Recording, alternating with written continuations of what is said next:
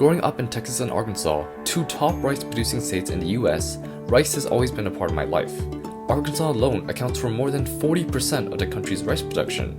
But for me, rice is more than just a crop, it's a connection to my roots.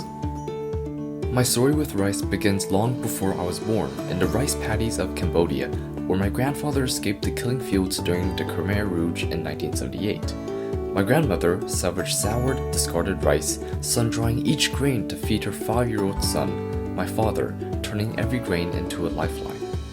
My mother grew up in Wuhan, China, the land of fish and rice, where every year during the Dragon Boat Festival she would help make zongzi, rice dumplings wrapped in bamboo leaves, a tradition dating 2,000 years ago. As a family, we've always loved cooking together. I perfected our technique for making the best fried rice. My dad finds comfort in a steaming bowl of Vietnamese pho, where the rich broth mingles with tender rice noodles, fresh herbs, and slices of perfectly cooked beef. For us, these meals bring us together around a dinner table. But in the US, rice often faces criticism for its high glycemic index (GI), contributing to concerns about blood sugar spikes and weight gain. With low-carb diets dominating popular culture, rice is frequently seen as an unhealthy option. However, outside the US, the story is different. As a world traveler, I see how rice is at the heart of so many cultures, from Indian biryani to Japanese sushi to Spanish paella. Since COVID, my father's workload surged while working from home, and so was his blood pressure. Now, as a high schooler, I took action, researching different types of rice and discovering that long-grain rice has 30% lower GI levels than the sushi rice we often ate.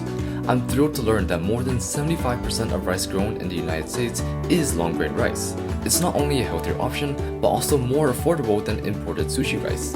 Isn't that cool? But health isn't the only concern. Rice farming contributes about 10% of global methane emissions.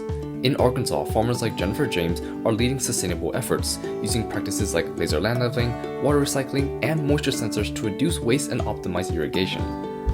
Globally, farmers are adopting the System of Rice Intensification (SRI), using practices like water spacing and alternating wetting and drying, which cut water use and methane emissions while boosting yields, showing that rice farming can evolve to meet the challenges of today while protecting the plant for tomorrow.